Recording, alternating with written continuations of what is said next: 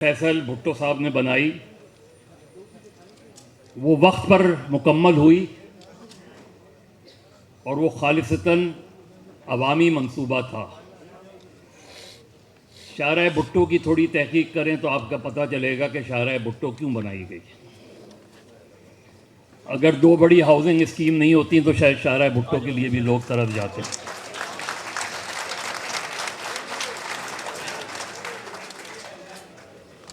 रह गई बात कराची की, तो भाई आहिस्ता आहिस्ता तो आप उसे विफाक के हवाले करते जा रहे हैं। यकीन ना आए तो कराची की ज़मीनों की बंदरबाट देख लें। देख लें कि आज बीआरटी किससे बनवाई जा रही है। विफाकी वजीर दाखिला यहाँ आते हैं और विजिट करके चले जाते हैं। तो अगर हम ये समझ रहे हैं आप ये वजीर आला सिंध क्लिफ्टन का ब्रिज क्रॉस करते हैं तो सिंध विफाक के हवाले हो जाता है। हम सूबे की लड़ाई नहीं लड़ पा रहे इसलिए कि हम मसलहत पसंदी का शिकार हैं, वरना जिस तरह अभी वसत में कि आप किसी शहर को या सूबे के विफाकी सूबाई दारुल खिलाफा को आप कैसे हवाले करने जा सकते हैं। आप तो ये भी डिमांड कर सकते हैं कि विफाक को कराची के हवाले किया जाए या सिंध के हवाले किया जाए। इशू ये नहीं है। मैंने मैं समझता हूं जमहूरियत के हवाले से 3 बहुत मुस्तनद दस्तावेज हैं। 1973 का आईन, मीसाके जमहूरियत और 18वीं तरमीम। आप उन तीनों दस्तावेज को उठा लें और फिर जायजा लेना शुरू कर दें कि कहां कहां हमने कॉम्प्रोमाइज किया है। और इन तीनों दस्तावेज में मेरे नुक्ता नज़र से सबसे अहम दस्तावेज मीसाके जमहूरियत है। अगर आप उसकी क्लॉज वाइज देखते चले जाएं और अगर पाकिस्तान मुस्लिम लीग और पीपल्स पार्टी मीसाके जमहूरियत के तहत और उसके इन टोटो अमल दरामद करती तो आज हाइब्रिड निज़ाम नहीं होता। हम हाइब्रिड निज़ाम को कबूल करते जा रहे हैं। जो पार्लियामेंट फौजी अदालतों के हक में करारदाद पास कर दे, वो पार्लियामेंट जमहूरी कैसे हो सकती है।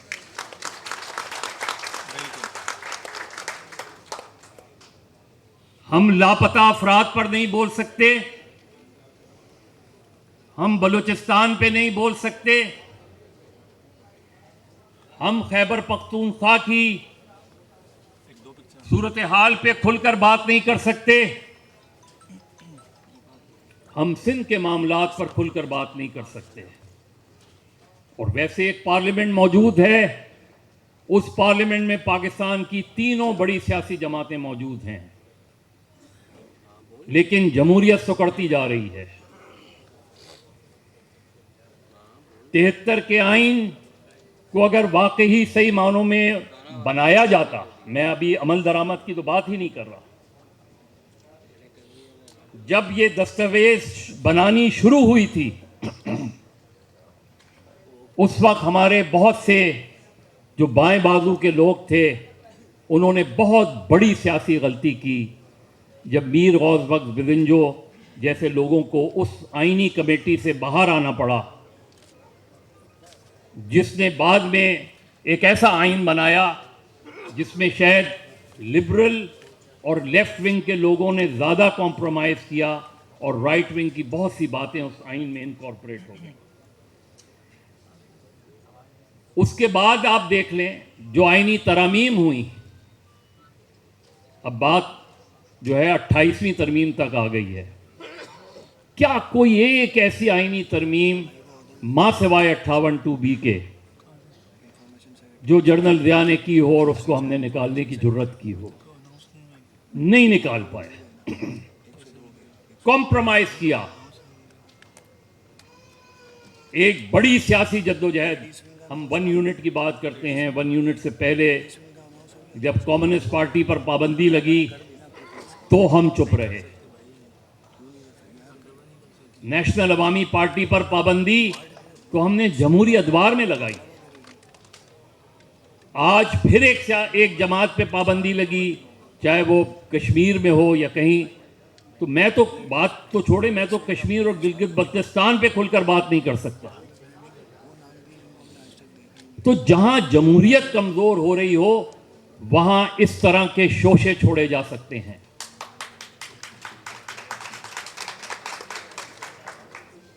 अट्ठाईसवीं तरमीम एक ऐसा ही शोशा है।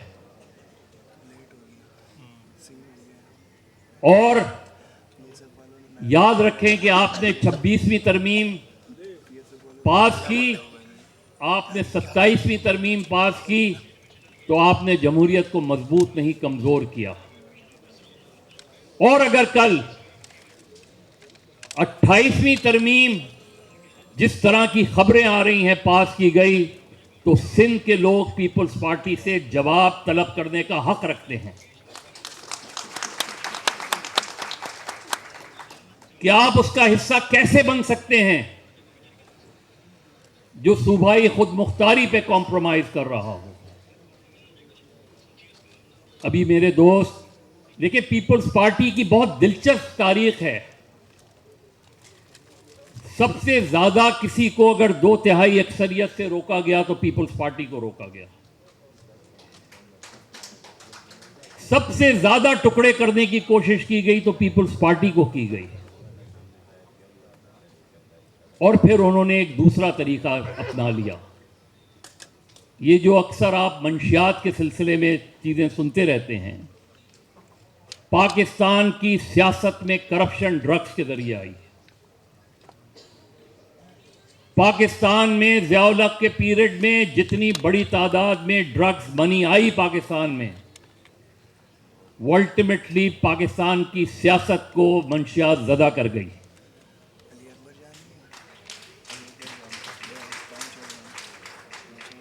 अब वो लोगों की फहरिस्त निकालें जिसने इस पार्टी के लिए लड़ाई लड़ी, शाही किले काटे, फांसी चढ़े, फौजी अदालतें फेस की, और जवाब में उनको 26वीं और 27वीं तरमीम दे दी गई।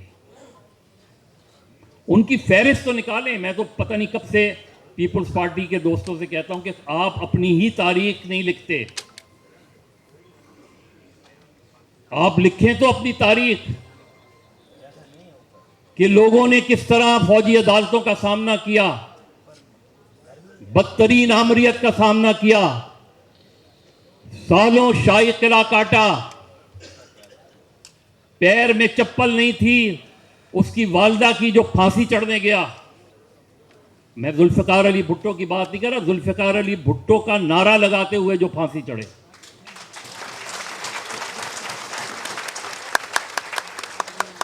क्या उनमें से किसी एक को निशाने पाकिस्तान दिया गया?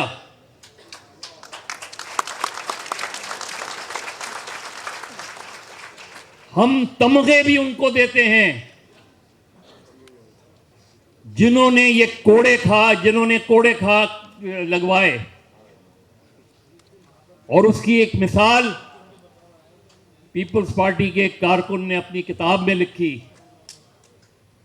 कि 88 में जब हमारी हुकूमत आई तो मेरे पर से सख्तियां कम की गई, शाही किले से मैं कोट लखपत मुंतकिल हो गया और फिर मुझे रिहाई मिल गई।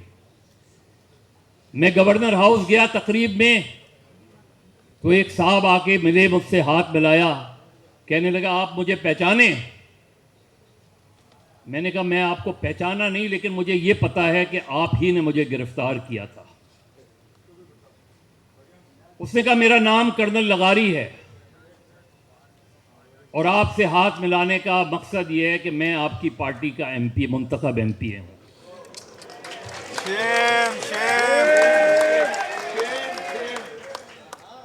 ये आप, मैं कोई ना, ये जावेद अख्तर की किताब पढ़ लें आप, जुएदार,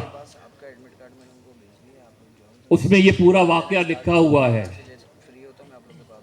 आप शाहिदा जबीन की दास्तान सुन लें कि सारी जिंदगी जेलें काटी उसने, लेकिन उसको एमपीए का टिकट नहीं मिला। तो जो पीपल्स पार्टी की कुर्बानियां हैं वो अपनी जगह हैं, और मेरा चूंकि मैंने बेनज़ीर भुट्टो का सियासी कैरियर और मेरा सहाफ़ती कैरियर तकरीबन साथ साथ ही रहे हैं, तो मैं, और उनके अंदर बहुत ज़्यादा बर्दाश्त भी थी तनकीद सुनने की, और बहुत ज़्यादा वो गुफ्तगू भी किया करती थी हमसे, कभी ऑन द रिकॉर्ड कभी ऑफ द रिकॉर्ड। तो उन्होंने कहा, मैंने उनसे पूछा आपने 88 में हुकूमत क्यों ली? आपके पीछे अवाम का एक जम्मे गफीर खड़ा हुआ था। तो उन्होंने कहा मैं क्या करती? पार्टी की 2/3 अक्सरियत को जो है वो महदूद कर दिया गया, इक़्तिदार की मुंतकली में ताख़ीर हो रही थी। पार्टी के जब अकाबरीन को बुलाया तो उनमें से बेशतर का ख्याल था कि हमें हुकूमत ले लेनी चाहिए, चाहे कॉम्प्रोमाइज गवर्नमेंट हो। कहने लगी मैं ज़ाती तौर पे इसके हक में नहीं थी, लेकिन पार्टी के लोगों का ख्याल था कि इससे लोगों को, कारकुनों को रिलीफ मिल जाएगा बहुत ज़्यादा। तो इसलिए मैंने कहा देखें, याद रखें कि तमाम तर कोशिशों के बावजूद, आपके कॉम्प्रोमाइज के बावजूद, आपके इक़्तिदार को चलने नहीं दिया जाएगा। और ये सबक सीखे जुल्फ़िकार अली भुट्टो जब जेल गए तो पार्टी के कारकुन रीगल चौक पे और दीगर जगहों पे मुजाहरे कर रहे थे, पार्टी के लीडर्स गायब थे।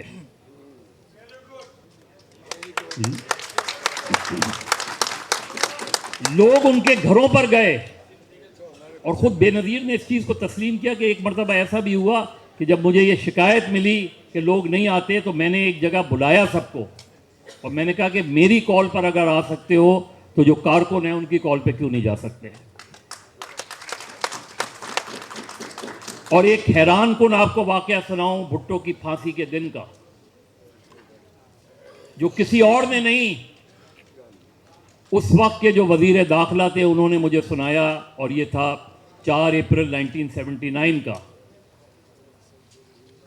कहने लगे मैं, भुट्टो साहब को फांसी हो गई थी, मैं घर आया वापस,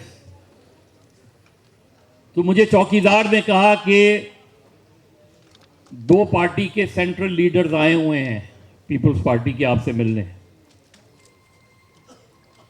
और रुदात खान के बकौल वो मुमताज़ भुट्टो और अब्दुल हफीज़ पीरज़ादा थे, और सिर्फ ये कंफर्म करने आए थे कि फांसी हो गई कि नहीं हुई।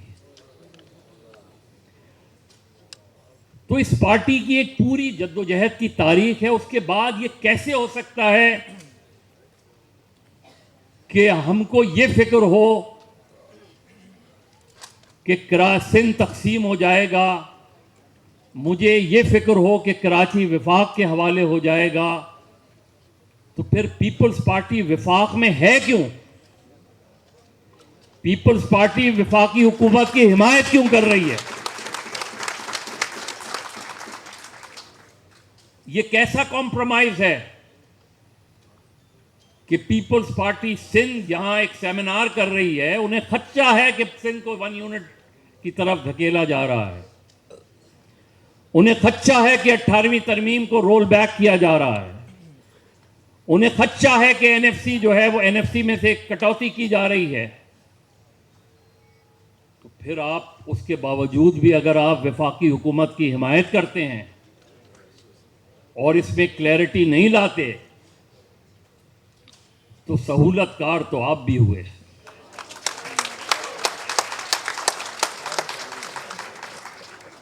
और ये बात करना जिससे हमारे एक दोस्त ने की, लोकल गवर्नमेंट्स दुनिया भर में एम्पावर्ड होती हैं। लंदन में किसी को यह फिक्र नहीं होती कि वेस्टमिनिस्टर हाउस में कौन जा रहा है, उसे यह फिक्र होती है कि मेरे टाउन नाजिम कौन आ रहा है। जब भी आपने जब भी अपनी पॉलिटिकल नर्सरीज को तबाह किया, इसका सबसे ज्यादा नुकसान पीपल्स पार्टी को हुआ। आप आज तक तुलबा यूनियन को बहाल नहीं कर सके। क्यों तुलबा यूनियन के इंतखाबात नहीं कराए जाते? लोकल बॉडीज पॉलिटिकल नर्सरीज होती हैं, यहां से ग्रोथ होती है सियासी कारकुनों की, यहां से सियासी कारकुन ऊपर तक जमहूरी सोच तो यही होती है कि आप लोकल बॉडी से लाते हैं, ऊपर तक लाते हैं। 79 में सख्त तरीन मार्शल लॉ के जमाने में भी कराची समेत मुल्क भर से अवाम दोस्त लोग जीते थे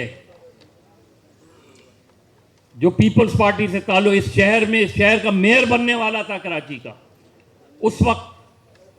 79 डिप्टी मेयर बना, 83 डिप्टी मेयर बना।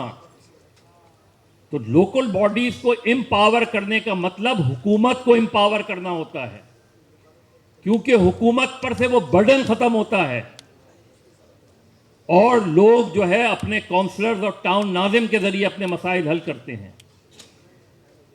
आप अरबों रुपए अपने ले लें, लेकिन अगर आप लोगों पर खर्च नहीं कर रहे तो मेरे नुक्ते नज़र से तो उस बहस का वही नहीं है। फिर ये कि 18वीं तरमीम रद्द है, मैंने अपनी आंखों से 18वीं तरमीम बनते देखी। मेरा ख्याल है कि पाकिस्तान की तारीख में कोई भी तरमीम ऐसे डेमोक्रेटिक प्रोसेस से गुजर कर नहीं बनी जिस तरह 18वीं तरमीम बनी थी, क्योंकि उसके अंदर न सिर्फ ये कि सिर्फ पार्लियामेंट के लोग शामिल थे,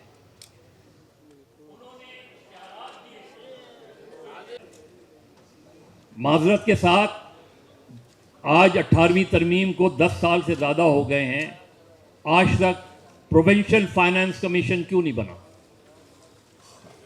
क्या यह 18वीं तरमीम का हिस्सा नहीं है? क्या 18वीं तरमीम में पब्लिक अकाउंट्स कमेटी का chairman leader of the opposition नहीं होता? तो हम जब अपनी डिमांड रखते हैं, जब हम विफा सूबे का केस लड़ते हैं, तो मेरे दामन साफ होने चाहिए। इसलिए कि सियासत जो है वो खिदमत का नाम होती है, सियासत बटोरने का नाम नहीं होती। सियासत उसूली होती है, वसूली नहीं।